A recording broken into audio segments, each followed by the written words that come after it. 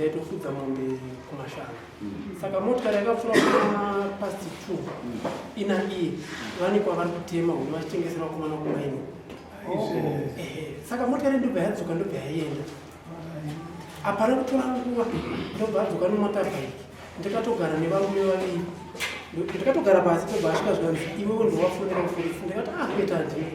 Foni yangu ndakati kana mari. Kana foni yako iri mari kufundira kuforesi tinzi kuti afonderwa nani. Zvikanzi wandijerera kudomba mangu akanonga domba ndauzoti ndakadonha sei. Rakandorwa musoro. Ndofunga ndobva handitsika. Nyaya yakazenge apapo yanga iri mukadzi kunzi wakandobvisa kwakamambo kako iwewe. Kuti danga rokuti sei riperi. Kurohwa ndakaroveka. Ndakaroveka zvokuti kana ndega ndikagutsa ndaira sei ndarohwa. Ndakatozosimba nokuzoruma rokubhozi ndakabatwa pasiriri. Vamwe vakatakanisa vanga vasara nyamombe vakazoya chitozomhanya. Asi murume akaburitsa pamwe ndokuti uyu ndinomuuraya mombe yokumbhadhara ndinayo. Saka nhasi mauya kaitsera masumuka kurizonharaunda masapoti asakudhuri zvinoona akadai sekuratiaita wakora musoro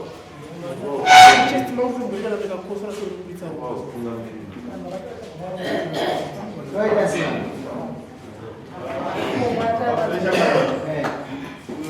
murango wake kuforesera murango kuforesa murango. Yes. Misile mombe dzake mbiri api murumo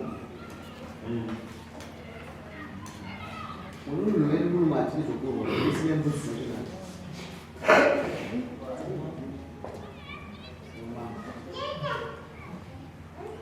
achine mombe mukomana pamusoro ichangamire ane mombe dzake dzinoita 5 nekamombe 6.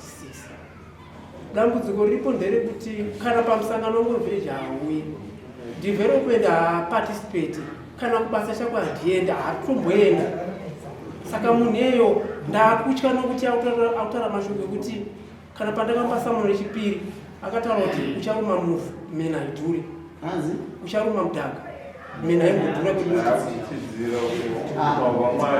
dai panapa patinyanzwana vakawanda dai vanhu vakafa vakawanda dadaisaka madzimambo munhu wese anobhadhara